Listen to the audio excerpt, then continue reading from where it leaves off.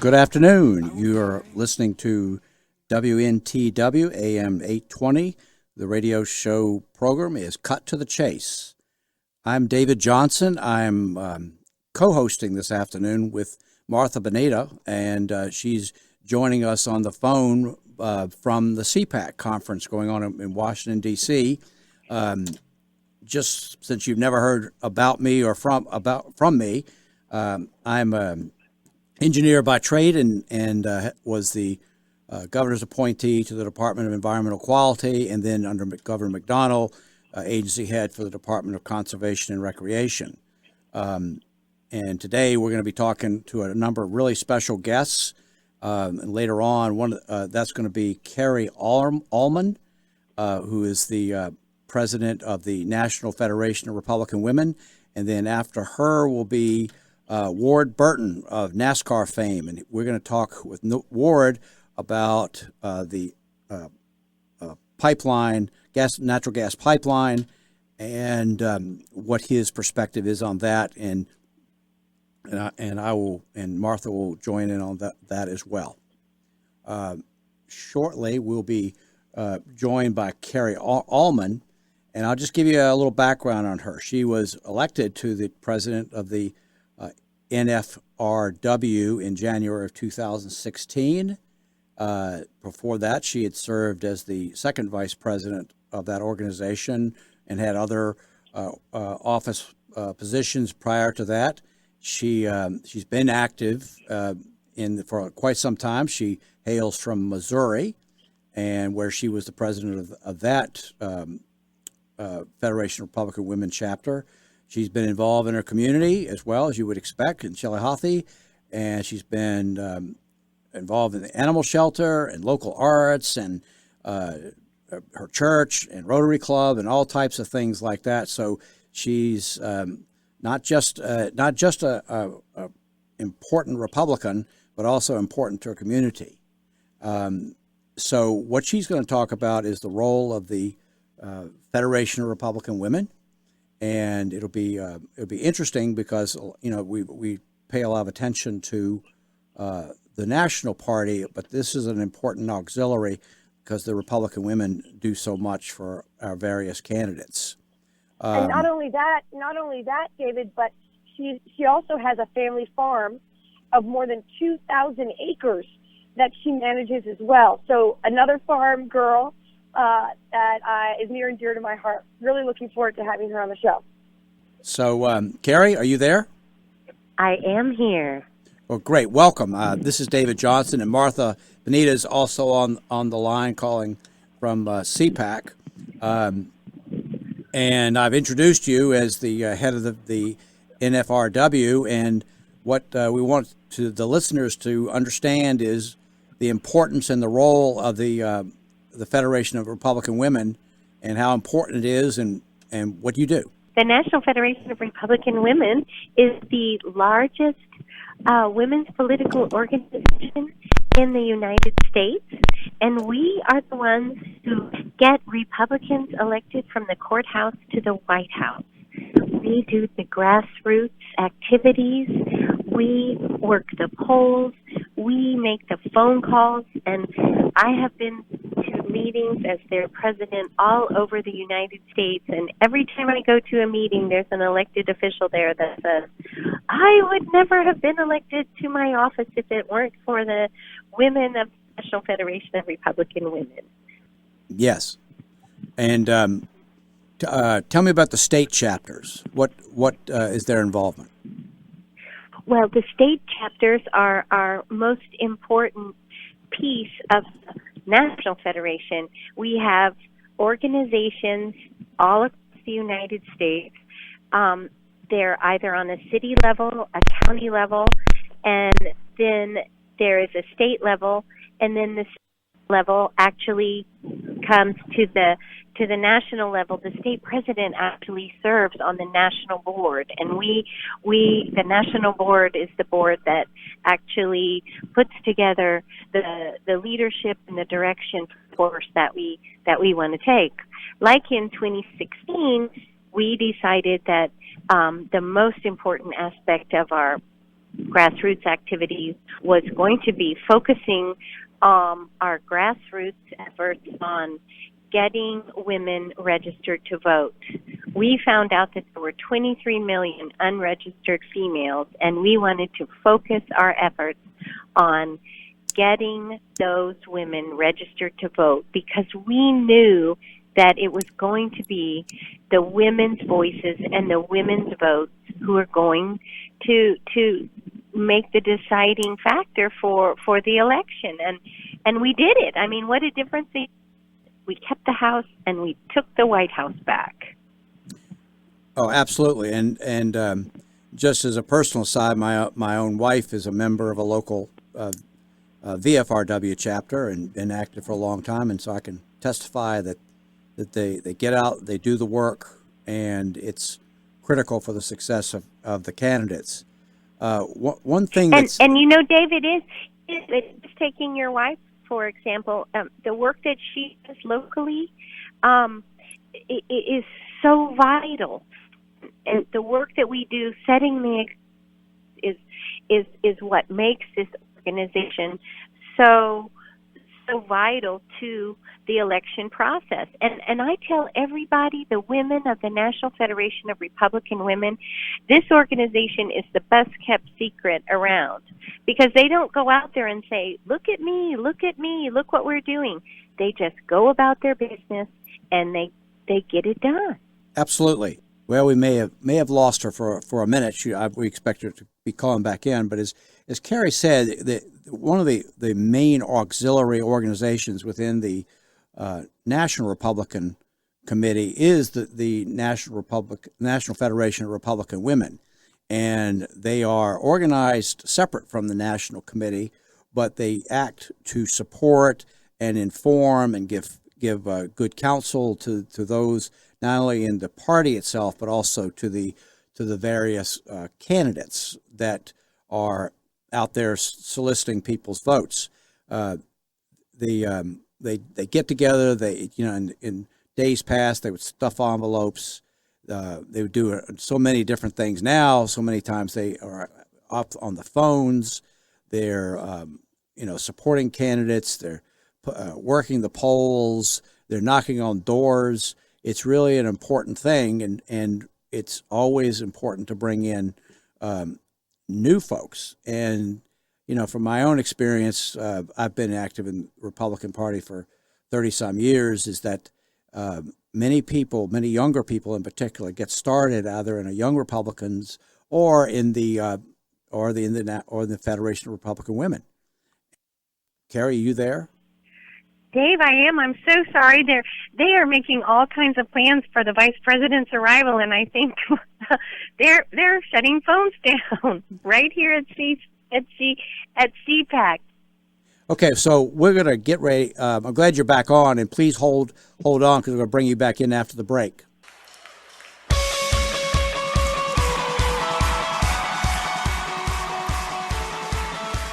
Welcome back to WNTW AM 820. It was an interesting story. I don't know if you heard it why she actually got cut off because she at CPAC. The Vice President Pence was getting ready to show up, and for some reason or another, seems like the Secret Service or whatever cut all the phones off. So when she seemed to be missing, she was actually not on the phone because of some security issues that the Secret Service deals with CPAC. But anyway, that's sort of fascinating by itself. And anyway, what she was going on about and talking about was the importance of the National Republican Women's Federation. And for the listeners out there, if you're particularly if you're a woman and you're interested in getting involved in Republican activities, there's going to be a club near you. There might be several that you can get involved in, and it's easy to get in. You meet people that are kindred spirits, and you get together and you have fun and do good things for conservative candidates. So hopefully a number of you will find your way to, if you really want to know how to find which clubs are near you, call your either your local Republican committee or the Republican state Republican Party, and they'll know how to get in touch with all of the various club presidents, and and then that they can give you the phone numbers, and then you can call them, and it's simple from there, and hopefully a number of you will have interest. And when I was in my 20s and thereabouts, and my wife as well, we were looking for opportunities to get involved. And at that particular point, I took on the young Republican role, and my wife went into the Virginia Republican Federation Club, and went on to have a lot of years doing that, and still does. So it's really a nice way to be involved and to have fun and meet a lot of interesting people all at the same time. And I'm gonna go ahead and use this opportunity to give you his bio for those of you that don't know who Ward is. Ward is famous because he's a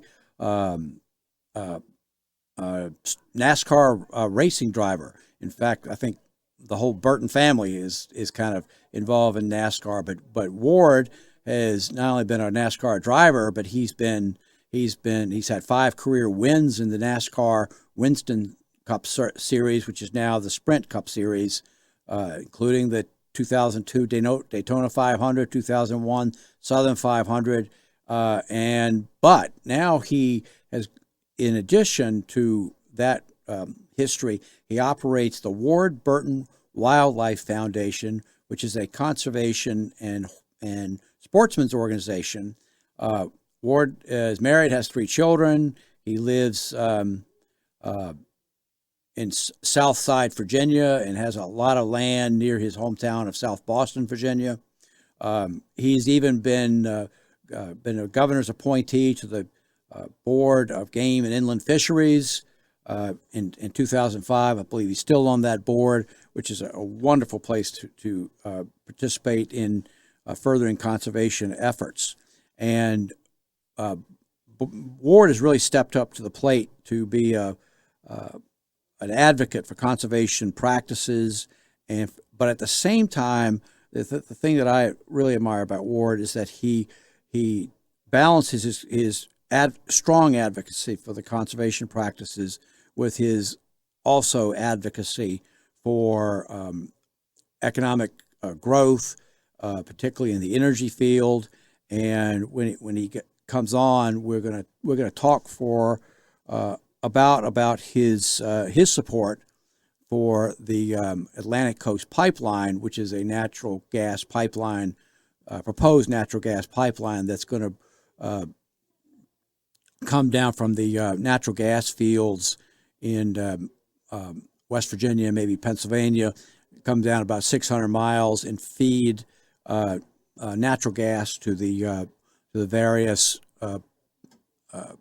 gas-fired power plants that will then be used to make our electricity, so that our lights stay on all the time, and that we can continue to grow as a state and as a country. So with regard to that, let's while we wait for Ward, and one of the reasons why Martha wanted me on today was because of my background, not only with the environmental agencies, but I'm an engineer by background, and can really appreciate the importance of these natural gas pipelines. Depending on where you're sitting in the state, you might not know that there are actually 2 major pipelines proposed for Virginia.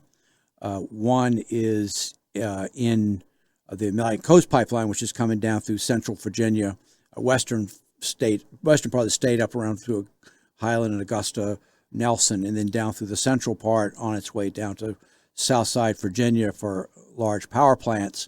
And then the other one is Mountain Valley Pipeline, which is out towards the Roanoke area and has a similar purpose for the down even into North Carolina. So these pipelines are critical for Virginia's and the national electric grid to keep our power going, but at the same time use fuels that are clean. I mean, it's natural gas because of costs now, and also because of federal regulations. Natural gas now is a really clean alternative to other forms of combustion, whether it be fuel oil or coal or things like that. The natural gas is a good clean fuel. One of the things that not too many people know is that natural gas is doesn't have any toxic metals that are emitted. It doesn't have any sulfur that causes acid rain.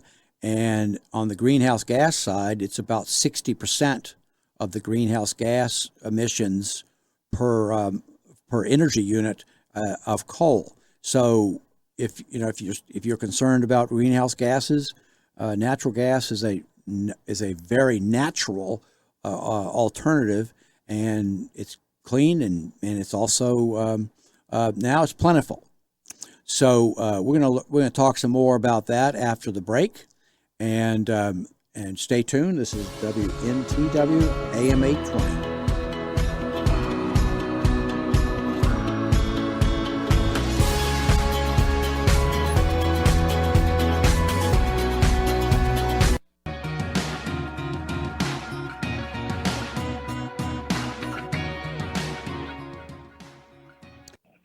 And I think, is Ward, you're with us? Yes, sir. Okay.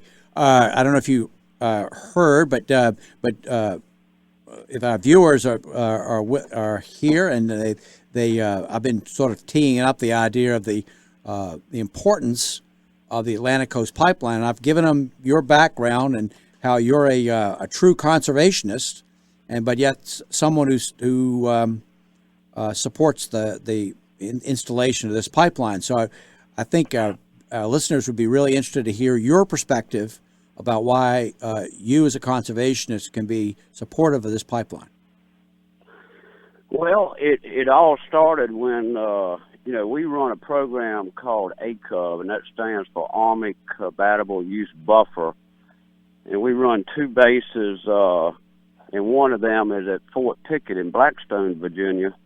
And that's a federal program funded by the National Guard and Department of Defense, and it's all about protecting the base. And so we use funds that we get from the National Guard to enroll landowners in deed restrictions, conservation easements, and sometimes simple fee purchase. And the Atlantic Coast Pipeline was coming through a few of the properties that the Burton Wildlife Foundation owned, and at first I was very alarmed. It was going to be detrimental to conservation and the wildlife and everything else involved. But after I met with Dominion and learned more about their environmental footprint, and that they're proud of what they do for landowners, and they were more than generous, for not only with the mitigation of how much per acre that they gave to the foundation, but we even went as far as we're going to remove the stumps from the property. We're going to restore gates, roads, property lines, and what I'm going to be able to do with that now, because most of it's going through pine forest, is I'm going to be able to diversify the wildlife habitat by planting edges. And when I mean edges, I'm planting warm-season grasses and pollinators, things like that that's going to be good for all wildlife, and in particular the bobwhite quail. So as I learned more about Dominion and how they're concerned about their footprint, and looked at the opportunity, I'm going to be able to diversify the forest and the land and make it better for the wildlife. So that's a win-win for everybody. Oh, absolutely. And edge habitat is, like you said, is really critical for bobwhite, and it also, there are other species that thrive in edge, including deer. Well, deer will nest in. I mean, deer will have fawns in it. They'll bed in it. You know, migrating woodcock to native animals, from rabbits to songbirds, insects for wild turkeys. I mean, you can go on and on and on. You know, if you've got one diversity in a conservation area or a piece of property that's like all old growth oak forest, it's beautiful, but you're only catering to a small group of wildlife. So the more diversity you can have in your portfolio for all wildlife, the more healthy it is. Right, and would you say that from what you've seen from the pictures that Dominion and the Pipeline folks, that it's not a visual intrusive type activity either? Well, I certainly like the idea on these particular tracks with it being underground more than above ground, because really, other than a couple of yellow stakes, you're really not going to see it. I mean, and in the language that the foundation has and how we worked out with Dominion, the only thing in that easement, this is for all landowners, the only thing that you cannot do on that easement, which is 50 to 75 feet, is build a building or plant trees. So, you know, most landowners have a plenty of trees, and if you use it properly and use this opportunity, not only is it an economic benefit for the landowner, but just as importantly, like I said before, it's a way to diversify your property. And hey, guess what? You can still grow agricultural crops on it to harvest. So, I mean, it's all kind of things that it's opportunity. It's an opportunity that I feel real strongly about. And I tell you, I've met a lot of folks with Dominion, and they're just good people. I mean, they're really not out there to try to harm anything. They obviously had a business to do, and you know, there's a hell of a lot of humans the planet's getting overrun by all of us, and we've got to have sustainable energy. And well, energy not only sustainable, but also for growth. I mean, that's how we prosper as a species. Yes, sir. And you know, if it wasn't so many of us, we wouldn't need gas coming from where it's coming from and going to Carolina. I mean, it's just people are fine with it till they run out of heat, because a lot of people, you know, they don't have the ability to cut firewood and heat that way or coal like we used to. So yeah, and it looks like every little device that the market brings us takes up electricity. That is for certain. Consumption for sure. So this is, you know, what? So what do you think is behind all the protests and opposition? Do you think it's because they don't understand, or do you think there's something else going on? Look, I'm going to be the first one to stand up for an individual landowner. So, you know, it kind of puts me in a little bit of a rough spot, because I understand, particularly at the meeting we had at DGI headquarters with Virginia Outdoor Foundation, holding some of the easements, and, you know, I thought it was a productive meeting. But I understand those landowners that have made a perpetual decision that they don't want change. And I think what I have experienced with Dominion, and I'll give you a really concrete example. They were going to cross the proposed line where they were going to cross a marsh it's not a full wetland, but it's a marsh. It's got water in it. They were going to cross it twice by the original proposed route. And it made no sense to me why we were doing that. And then it was going through an old growth oak forest that I'm going to leave in perpetuity. And after I showed Greg Park, the land manager, it took him 2 minutes to correct it and said, you know, that was just a guy with an aerial photograph, but now that we're on the property and I can see what your concerns are, and he fixed it immediately. And so the line has been altered. It's still on the property, but it's on the other end of the property. And I really feel like that if landowners would sit down and talk with the decision makers with Dominion, not in all cases, because some cases it's just not right to have change, but in most cases, I think a landowner would feel better about it, just like that how I feel now. That's good. So you found that the people you were working with were both flexible and responsive. You damn right. I mean, and completely flexible and willing to work with the landowner's concerns. And, you got to look on my side of it. I don't own these properties, but I'm the steward of them, and it's my foundation. So what decisions I make today, somebody's going to be judging me down the road when I'm in the ground, and I want to make positively that I've always put my foundation property and mission statement at the forefront, and I feel absolutely positive and comfortable with this decision, and it's because of their flexibility and because they want to do the right thing by the environment. And after meeting and talking for over a year, they swayed me, and I've signed up, and it's coming through there, and I'm excited about. I'm going to film the project, and I'm going to film it once I have the edge up, and I think it's going to be a great success story. Well, that's really a testament to your own openness to the idea that we can still preserve our natural environment and still make room for man's needs for additional energy.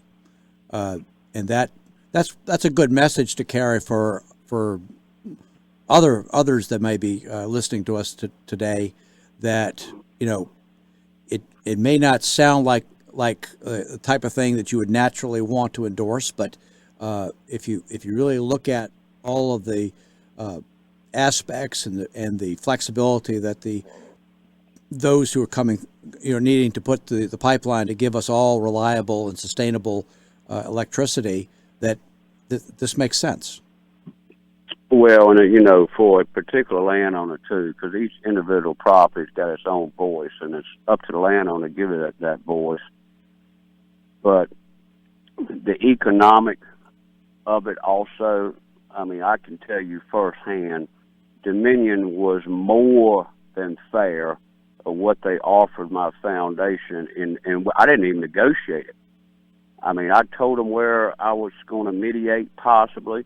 They looked at that. I told them about future tree harvests. They dealt with that. I mean, they were more than fair, and there was nothing to negotiate, because when I looked at those numbers of what they were offering, I was like, they really mean what they say and do what they say, that they do not want to take advantage of anyone, and they want to be fair. And most of the landowners that I've spoke to coming through Dinwiddie, Brunswick County, they all feel the same way.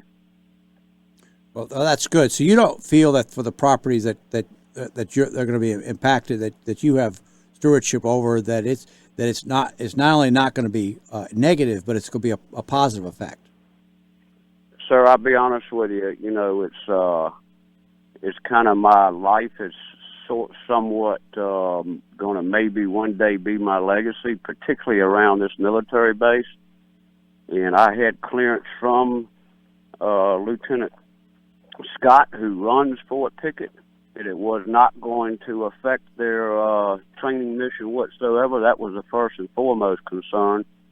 But no, it's going to be a positive for these three pieces of property, because I'm diversifying habitat. But guess what? It's not costing the foundation a dime to do so. I mean, it's free. It's free work, and they paid us to make this perpetual small easement decision. And back on that one subject, you said it's a big difference between environmentalists and conservationists. Conservationists have to be flexible. We learn through, as an example, proper forestry stewardship, that we can manipulate the forest, and you have an economic value to it, but also you have so much from thinning and clear cutting. You have so much ways to diversify the habitat that the next thing you know, you've created a smorgasbord for wildlife, and all forms of wildlife, not just sporting wildlife. And so, yes, there's some places that should be untouched, like that old growth forest that I spoke of. But But a lot of them, if you manipulate it and use the forestry department and use sound forestry practices, you're benefiting economically and you're making your land healthy for all wildlife, and it's a no-brainer. So in Virginia, conservationists practice those methods of doing that, and a lot of landowners do a heck of a good job at it. Okay. Ward, if you could hang on for a little bit longer, we're going to go to a break in just a second, and then we'll bring you back to wrap up our discussion, okay? Yes, sir. Thank you very much. Be right back.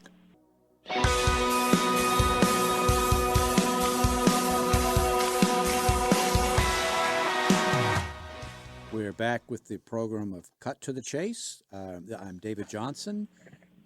Ward, are you with us?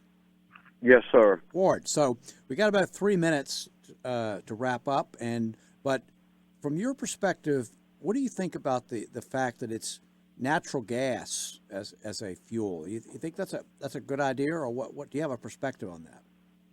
I don't have a real detailed perspective, but I know some people where they're doing the drilling are concerned about the fracking. I would certainly think that there's enough technology out there that you can do this and extract this gas safely and not have an environmental impact with groundwater and things like that. But I really haven't done a lot of homework with that because it's not my neck of woods. But well, in that case, we can talk about the pipeline again. Did Dominion ever share with you about any issues of safety or anything like that? Well, the pipe's buried quite deep, but we had some preliminary conversations about it, and they're certainly equipped. If there is a leak or something going on, I mean, they're going to address it quickly, and I know that they're proud of their environmental footprint. And if it was something that went on that was negative for a property or properties, they would fix it. There's no question. And you and I both know there's so many guidelines and so many regulations they have to follow. I mean, it's probably an overkill, but those federal agencies are going to make sure all that's right too, and they work with them very closely. Absolutely. And did they talk to you about the times that they would need to come onto the property to maintain the clear cut? Yes, sir. We have that discussion, and the gentleman that's going to be taking care of our region, I'm going to have his cell phone number. So when they come to, like a lot of times they'll bush hog the area, because my areas are going to be edges, and we'll use fire and heavy disking to manipulate those edges in a proper manner so it does not turn into a forest. And I'm putting in fire lines right now on Halifax property just to do some burning tomorrow with some edges. But what I'm going to do is I'm going to be in touch with that gentleman and tell him, and if he wants to go in there, he'll have a key, and he'll certainly call me before he comes, but he'll look at it. But I'm going to actually take care of the easement ourselves, and landowners have those options. So if you're growing soybeans or corn or whatever it may be, obviously you don't want them coming in there and bush hog that or do whatever to it. So they're going to work real closely with all landowners to make sure their desires and needs are met as well. Great. Well, Ward, thanks very much for coming on. Your perspective is really important for those who are listening. It's particularly as your notoriety as well as your work as a conservationist. And thanks very much for being with us.